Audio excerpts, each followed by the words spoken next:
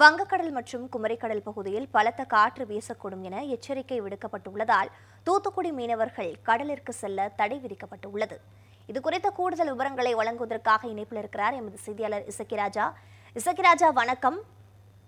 மீனவர்களுக்கு என்னென்ன மாதிரியான எச்சரிக்கைகள் விடுக்கப்பட்டிருக்கிறது, முழுமையா பதிவு பண்ணுங்க.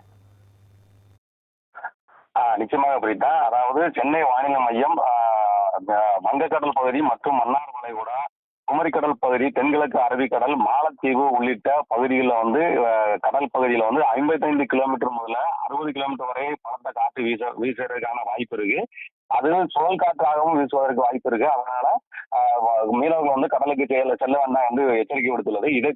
அதை தொடர்ந்து தூத்துக்குடி மாவட்ட மீன்வளத்துறை சார்பில் இன்னைக்கு தூத்துக்குடி மாவட்டத்தில் உள்ள நாட்டு படகு மற்றும் விசைப்படகு மீனவர்கள் இன்னைக்கு கடலுக்கு செல்ல தடை உத்தரவு பிறப்பிச்சிருக்கு.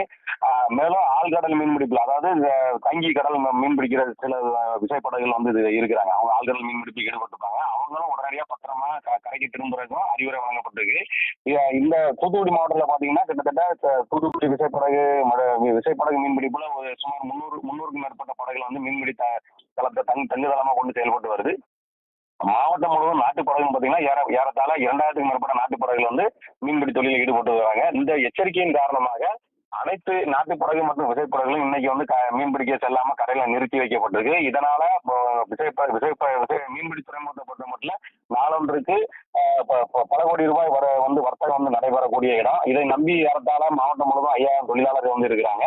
இந்த மீன்பிடி தொழில் எச்சரிக்கை காரணமாக நிறுத்தப்பட்டுள்ளனால இன்றைக்கு வர்த்தக பாதிப்பு மட்டுமல்லாமல் மீனவர்களும் இந்த தொழில்களான பாதிப்பு பிரித்தார். விவரங்களுக்கு நன்றி இசக்கிராஜா.